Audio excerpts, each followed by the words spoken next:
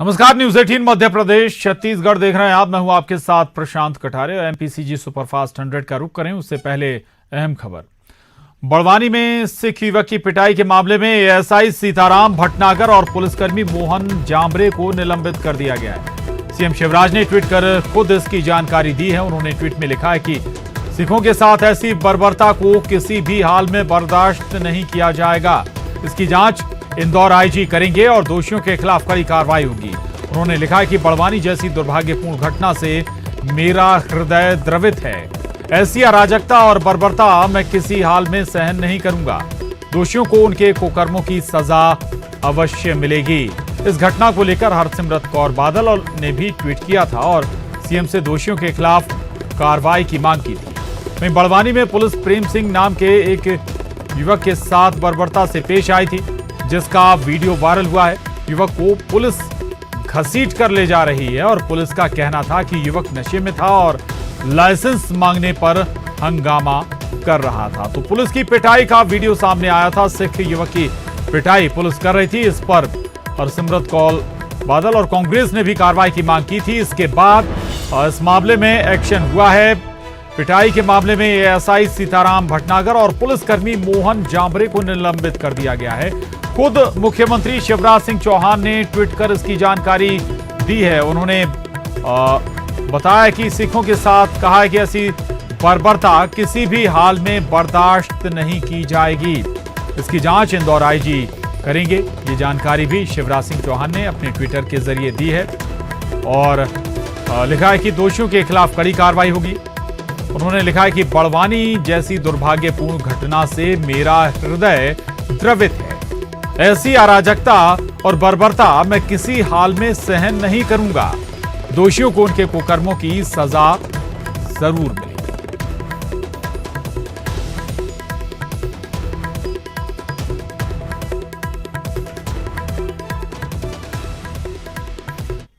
वहीं इस मामले को लेकर पूर्व सीएम कमलनाथ ने ट्वीट किया है। उन्होंने ट्वीट में लिखा है कि मध्य प्रदेश के बड़वानी के पलसूद में प्रेम सिंह ग्रंथी, जो कि वर्षों से पुलिस चौकी के पास एक छोटी सी दुकान लगाकर अपना जीवन यापन करते आ रहे हैं, उनको वहां की पुलिस ने अमानवीय तरीके से पीटा, उनकी पगड़ी उतार दी, बाल पकड़कर बुरी तरह से सड़क पर उनकी पिटाई की। ट्वीट में उन्होंने लिखा है कि ये अत्याचार व गुंडागर्दी होकर सिख धर्म की पवित्र धार्मिक परंपराओं का अपमान भी है। ऐसी घटनाएं बर्दाश्त नहीं की जा सकती।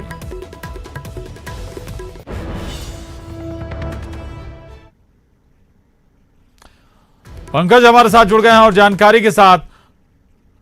पंकज, वाकई में मामला बेहद गंभीर है, लेकिन इस मामले में अब एक्शन भी हो गया, पुलिसकर्मियों पर कार्रवाई भी हो गई और खुद इसकी जानकारी सीएम ने दी है ट्वीट के जरिए। पंकज जी बिल्कुल प्रशांत, जिस तरीके का जो वीडियो वायरल हुआ और जो घटनाक्रम सामने आया, बेहद ही शर्मनाक घटना है कि जिस तरीके से एक देखा जाए कि सिखलीगर समाज और सिख समाज का सबसे महत्वपूर्ण जो है पगड़ी होती है, उनके बाल होते हैं, तो उसी को लेकर के जो ये मामला ज्यादा गरमाया और कहीं ना कहीं उनकी एक धार्मिक आस्था को ठेस पहुंची है।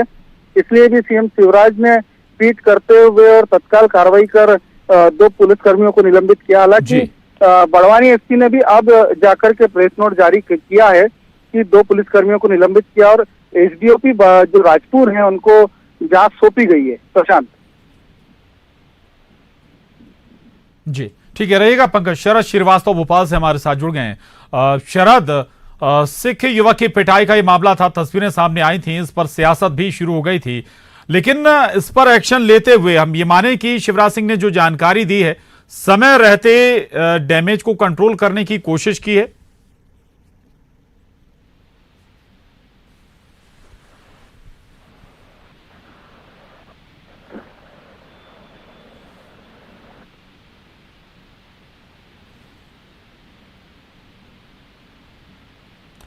चलिए शरद के पास हम दोबारा चलेंगे, दोबारा रुक करेंगे। पंकज, ये दरअसल पूरा विवाद शुरू कहां से हुआ था? क्यों ऐसी स्थिति आई कि जो पुलिसकर्मी है वो पिटाई पर उतारू हो गए? पंकज का बयान आ रहा है कि वाहन चेकिंग की जा रही थी और इस दरमियान युवक शराब के नशे में धुत था और उससे लाइसेंस मांगा गया और वो लाइसेंस नहीं दिया उसने और उसके बाद हंगामा किया तो कहीं ना कहीं अब इसमें एक दो बात आ रही है कि अगर इस तरह की घटना थी तो फिर निलंबन की बात क्यों सामने आई। लेकिन युवक ने जिस तरीके से आरोप लगाया है कि वो ताला चाबी की दुकान लगा करके बैठा हुआ था और अपना दैनिक जो दिनचर्या वो निपटाने के बाद वो रोजाना उसी पुरानी पुलिस चौकी के बाहर इस तरीके की दुकान लगा करके अपनी जो रोजी रोटी कमाता है, तो ऐसे में एक जांच का विषय ये भी बन गया है कि क्या एसपी के द्वारा जो वाहन चेकिंग की बात की जा रही है क्या उसमें सत्यता है, या फिर युवक जो बोल रहा है कि वो ताले चाबी की दुकान लगा करके बैठा था उसमें सत्यता है। अगर युवक की बात सत्य मानी जाए तो कहीं ना कहीं एसपी के बयान भी जो है वो गुमराह कर देने वाले हैं, जो जांच का विषय है। प्रशांत, बिल्कुल बिल्कुल महत्वपूर्ण है ये हकीकत क्या है, जांच के बाद ही तस्वीर साफ होगी। आला अधिकारियों को इसकी जांच भी सौंप दी गई है। अब शरद हमारे साथ जुड़े हैं भोपाल से जानकारी के साथ। शरद, शिवराज सिंह चौहान ने जानकारी दी है ट्वीट के जरिए, क्या एक्शन लिया गया है? पुलिसकर्मियों को भी निलंबित कर दिया गया है। हम ये मानकर चलें कि सियासत इस पर और ज्यादा बढ़े, उससे पहले ही एक्शन ले लिया गया है ताकि और ज्यादा डैमेज ना हो। बिल्कुल, देखिए आपने सही कहा है प्रशांत के सवाल खड़े होते उससे पहले ही ये जो एक्शन है वो मुख्यमंत्री शिवराज सिंह चौहान की ओर से लिया गया है। देखिए इस घटना के भी दो पहलू सामने आ रहे हैं, जैसा कि अभी हमारे सहयोगी बता रहे थे कि एक पक्ष ये कह रहा है, जो पीड़ित पक्ष है वो कह रहा है कि उसने कुछ नहीं किया, जबकि पुलिस कह रही है कि वो शराब के नशे में या जो भी थे, और जब लाइसेंस मांगा गया तो फिर उन्होंने इस तरीके से पूरा रवैया अख्तियार किया। देखिए प्रशांत, एक बात बहुत समझने की है कि बात चाहे गुनाह की हो और चाहे बड़वानी की हो या फिर खरगोन की हो, जो परसेप्शन की बात है, जो व्यवहार की बात है, हो सकता है कि सामने वाले व्यक्ति ने जो पुलिस कह रही है वो बात सही हो, शराब पी रखी हो, या हो सकता है कि उसके पास लाइसेंस ना हो, या ये भी हो सकता है कि उसके पास में दूसरे कागजात ना हो। गुनाह में भी हो सकता था कि गलत तरीके से अतिक्रमण किया गया हो, लेकिन पुलिस को किसी के साथ मारपीट करना, किसी की पगड़ी उछाल देना, किसी के साथ करेगा मारपीट कर देना, ये तो सोशल मीडिया में जब वीडियो वायरल हो जाते हैं तो घटनाएं सामने आ जाती हैं। अन्यथा इस तरीके की और न जाने कितनी घटनाएं होती होंगी आम लोगों के साथ में, जिससे पुलिस के रवैये से उनको सामना करना पड़ता होगा। अगर कोई व्यक्ति दोषी है तो फिर उसके खिलाफ में कार्रवाई होनी चाहिए, तो उसको पकड़ के थाने ले जाइए, थाने में जो कानूनी प्रक्रिया वो पूरी कीजिए।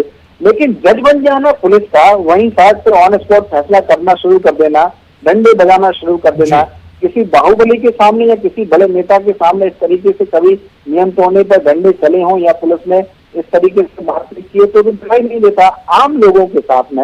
मैं फिर यहाँ जोड़ना चाहता हूँ कि हो सकता है कि जो लोग इस तरीके के घटनाक्रम करते हैं उनमें से उनकी गलती हो, लेकिन फिर पुलिस के पास मारने का अधिकार नहीं है कि सड़क चलते किसी को भी मार देना, किसी को भी घसीट देना, किसी की बिल्कुल यही बात शरद कि अगर कुछ गलती की है, अगर कोई वायोलेशन इसने किया है तो फिर एक्शन लेना चाहिए, कानूनी कार्रवाई आप उसके साथ कर सकते थे उसके खिलाफ, बजाय उसकी पिटाई करने। बुरी तरह से जो वीडियो वायरल हुआ है स्वाभाविक है, शरद कह भी रहे हैं कि केवल एक नहीं बल्कि ऐसे सैकड़ों मामले होते होंगे जो मीडिया के सामने नहीं आ पाते हैं। शुक्रिया शरद आपका, पंकज आपका भी बहुत शुक्रिया, धन्यवाद।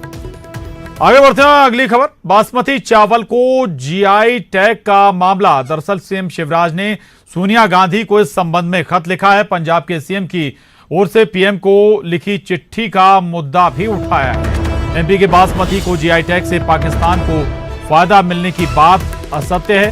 पंजाब के सीएम की पीएम को चिट्ठी किसान विरोधी है और ये चिट्ठी कांग्रेस के किसान विरोधी चरित्र को उजागर करती है। ये सारी बातें शिवराज सिंह चौहान ने अपने पत्र में लिखी हैं, जो पत्र उन्होंने सोनिया गांधी को लिखा है। सीएम शिवराज ने चिट्ठी में एमपी में किसानों की कर्जमाफी का जिक्र किया और एमपी में किसान कर्जमाफी को कमलनाथ ने मजाक बना दिया। वादे किए किसानों से लेकिन कर्ज माफ नहीं हुआ। एमपी के किसानों से कांग्रेस की आखिर क्या दुश्मनी है? शरद हमारे साथ इस खबर पर भी जुड़ रहे हैं। शरद, सियासत जीआई टैग को लेकर शुरू हुई थी, अमरिंदर सिंह का खत पीएम को और अब शिवराज सिंह का खत सोनिया गांधी को। देखिए प्रशांत, आपने बिल्कुल सही कहा है, और जैसे ही पंजाब के मुख्यमंत्री की ओर से चिट्ठी प्रधानमंत्री को लिखी गई थी, उसके बाद से ही मध्य प्रदेश के तमाम नेता, सरकार ने भी आपत्ति दर्ज करा दी थी। मुख्यमंत्री शिवराज सिंह चौहान ने ट्वीट किया था और ये कहा था कि उनकी जो चिट्ठी है जीआई टैग मिलने पर सवाल उठाने को लेकर, वो दरअसल मध्य प्रदेश के किसानों के खिलाफ में है। इसी को अब पलटवार करते हुए मुख्यमंत्री शिवराज सिंह चौहान ने सोनिया गांधी को एक चिट्ठी लिख दी है और इस चिट्ठी में उन्होंने, जो अमरिंदर सिंह की चिट्ठी थी पंजाब सरकार की ओर से प्रधानमंत्री को गई थी, उस पर उन्होंने सवाल खड़े किए और इस चिट्ठी में उन्होंने जिक्र किया है कि जो आपत्ति उठाई गई है पंजाब सरकार की ओर से कि इससे पाकिस्तान को फायदा होगा, उन्होंने कहा कि ये बात पूरी तरीके से निराधार है। साथ ही साथ में मुख्यमंत्री ने जो कर्ज माफी का मुद्दा था उसको भी इस चिट्ठी में लपेट लिया है और उसके जरिए जो पूर्व मुख्यमंत्री कमलनाथ उन पर निशाना साधा और कहा है कि जिस तरीके से मजाक एक तरीके से बना दिया था। शरद रहिएगा, मैं आपके पास दोबारा आ रहा हूं।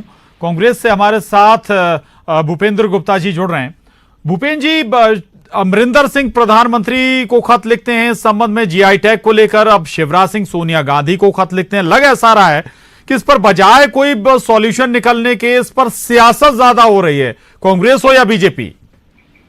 कांग्रेस हो, इसमें आप क्यों जोड़ना चाहते हैं? कोई मजबूरी है क्या? इसमें बीजेपी सारा काम राजनीति कर रही है। आप जो है बीजेपी कोर्ट में गई, कोर्ट में हार गई, ये कोर्ट का मामला है, कोई राजनीति का मामला थोड़ी है। एपीडा इनका विरोध कर रही है। एपीडा सेंट्रल गवर्नमेंट की एजेंसी है, 2015 से विरोध कर रही है। मोदी जी प्रधानमंत्री हैं तो हिम्मत है इनकी कि उसकी बुराई कर दें, कहें कि साहब मोदी जी हमें क्यों परेशान कर रही है एपीडा। चेन्नई के हाई कोर्ट में जो है मुकदमा लगा, वहां मुकदमा हार गए जी। तो ये कोई कांग्रेस ने हरवा दिया क्या मुकदमा? ये जो है एक झूठ बोलना और झूठ के आधार पर जो है किसी प्रदेश की जनता को गुमराह करना। 7 साल से ये मुकदमा लड़ रहे हैं, तो 7 साल से तुम जो है 3 बार हार गए, तो कैसे हार गए इसका जरा जवाब दो। और कहां पर गलती कर रहे हो इसकी समीक्षा करो। इसमें कांग्रेस कहां से आ गई? और कांग्रेस जो है, जो हर आदमी, जब तुम अपने राज्य के लिए जब फिक्र कर रहे हो तो दूसरे राज्य के लोग नहीं करेंगे। और ये माफ करिएगा, जो जितने राज्य इनका विरोध कर रहे हैं उनमें पंजाब छोड़ के सब भारतीय जनता पार्टी शासित राज्य हैं। इनका हरियाणा विरोध कर रहा है, इनका उत्तराखंड विरोध कर रहा है, इनका हिमाचल विरोध कर रहा है, इनका उत्तर प्रदेश विरोध कर रहा है, जम्मू कश्मीर विरोध कर रहा है। तो कोई अकेले जो बात वो थोड़ी है, इस बात पर विचार करना चाहिए। और इनमें हिम्मत हो तो ये दें गाली योगी जी को। नहीं भूपेंद्र जी, ठीक है, ये अलग, ये भी मसला ठीक है आपका, अलग मलग नहीं है मामला, इसी मामले से जुड़ा हुआ है। जहाँ बासमती चावल उगाया जाता है, क्या उसे जीआई टैग नहीं मिलना चाहिए? बिल्कुल मिलना चाहिए। तो उसकी अपनी प्रोसीजर है, वो जीआई टैग के सड़क पे पड़ा हुआ मिलता है क्या? उसकी अपनी एक लीगल प्रोसीजर है, उसकी पूर्ति करिए, आपको जीआई टैग मिलेगा। आप अगर हार रहे हैं अदालत में जाकर, क्या आप सुप्रीम कोर्ट से कह सकते हैं कि भाई साहब जो है आप कोर्ट मोड रहने दीजिए, इनको जो है जीआई टैग दे दीजिए? इनने सुप्रीम कोर्ट में मुकदमा लगा रखा है, इनने आपको बताया क्या कि अब सुप्रीम कोर्ट में भी हमने मुकदमा लगा रखा है, वहां भी हार जाएंगे?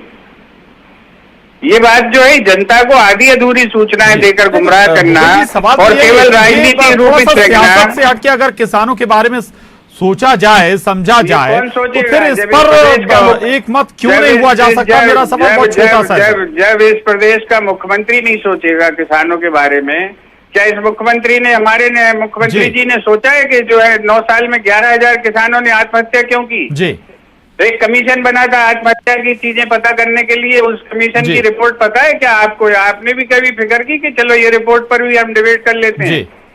11,000 किसानों ने आत्महत्या की है 9 साल में। ठीक है भूपेंद्र जी, बीजेपी से राकेश शर्मा जी हमारे साथ जुड़ रहे हैं, मैं आपके पास आ रहा हूं। राकेश शर्मा जी, भूपेंद्र गुप्ता जी कह रहे हैं कि भटका रहे हैं आप इस पूरे मामले को, कोर्ट में ये मामला कई बार आप हार चुके हैं, ये जनता को क्यों नहीं बता रहे हैं? देखिए, सबसे पहले तो कांग्रेस के नेताओं को यह बताना चाहिए कि वो पंजाब के मुख्यमंत्री के साथ खड़े हैं कि मध्य प्रदेश की जनता के साथ खड़े हैं। अरे तुम तो ये बताओ, तुम्हें कमलनाथ तुम्हें नेतागिरी करनी की शर्म आती है मुझे? क्यों नहीं बोलेंगे? आपको शर्म आती है? आप बताइए कि जीआई टैग चाहिए आपको, कि नेतागिरी चाहिए आपको? शर्म आनी चाहिए आपको? अरे जानते मानते कुछ नहीं, कहे कि मध्य प्रदेश की जनता को लूट के खा गए तुम, मध्य प्रदेश की जनता को लूट के खा गए आप। भूपेंद्र जी, राकेश जी, आप क्या समझाएंगे हमको? एक-एक कर सर, क्या समझाएंगे आप? मध्य प्रदेश की जनता एक-एक कर बोलिए, एक-एक करके बोलिए सर, ताकि दर्शक समझ सके कर खा गए आप, किसका क्या स्टैंड है। क्या समझाओगे? अब मेरे को, मैं बोल लूं?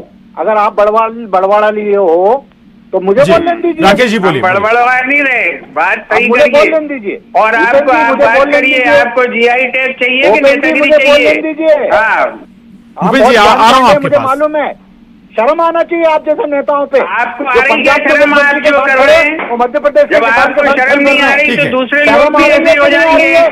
आपको और माननीय आपको आ रही प्रधानमंत्री है को शर्म थोड़ी आ रही है बहुत? कि नहीं आ रही है? अगर जरा आपको से आ रही है नीचे तो बता करिए दो। क्यों आप बता दो बात आपको कर आ रहे रही हैं? क्या?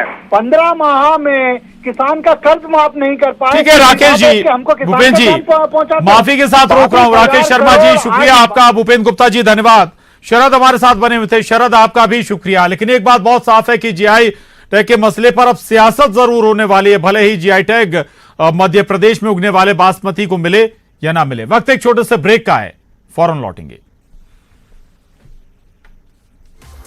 और ब्रेक के बाद खबर बुरहानपुर से है। बुरहानपुर में अतिक्रमण हटाने के दौरान हंगामा हो गया। वन अतिक्रमण हटाने गई टीम पर हमला कर दिया गया। 4 वनकर्मी समेत 10 लोग घायल हुए हैं। नावरा बीट के गोराडिया की घटना बताई जा रही है और पुलिस अब पूरे मामले की जांच में जुट गई है। तो ये खबर बुरहानपुर से है, जहां जो प्रशासन की टीम है वो अतिक्रमण हटाने पहुंची थी। इस दौरान उस पर हमला कर दिया गया। जंगलों पर अतिक्रमण करके रखा गया था और जब प्रशासन ने अतिक्रमण को वहां से हटाने की कोशिश की तो प्रशासन के ऊपर, वनकर्मियों के ऊपर हमला बोल दिया गया और इस हमले में 4 वनकर्मी सहित 10 लोग जख्मी हैं। शारिक अख्तर हमारे साथ जुड़ गए हैं। शारिक, कब से ये अतिक्रमण हो रखा था और क्या अब अंदाजा नहीं था कि ऐसी स्थिति भी बन सकती है प्रशासन को? देखिए, वन विभाग और जिला प्रशासन को लगातार एक 15 दिन से इनपुट मिल रहा है कि करीब 300 की संख्या में खरगोन, बड़वानी, तेंदुआ के जो भोले भाले आदिवासी है उनको माफियाओं ने ये कहकर इस गांव में लाया है कि इन्हें वन अधिकार का पट्टा दिया जाएगा और उनसे ये वन कटाई करा रहे हैं और ये अवैध रूप से खेती कर रहे हैं। वन विभाग और यहाँ आसपास के जो ग्रामीण है, वन समिति के सदस्य है, उन्होंने एक रणनीति तैयार की। उन्होंने वन जो बाहरी आए हैं वे आदिवासी, उनको समझाइश देने के लिए गए कि इन आपको बहका कर यहाँ लाया गया है, जबकि इसी प्रकार का कोई वन अधिकार आपको नहीं मिलेगा और वन की कटाई अपराध है। जब ये लोग इससे पहले भी जब समझाइश देने गए थे, इन आदिवासियों ने इन पर हमला कर दिया था। आज भी वन विभाग का अमला और आधा दर्जन गाँव के लोग समझाइश देने गए थे इन आदिवासियों को, तो उन्होंने अचानक इन पर तीर, गोफन और पत्थर से हमला कर दिया, जिसमें 4 वनकर्मी घायल हुए और 6 ग्रामीण घायल हुए हैं।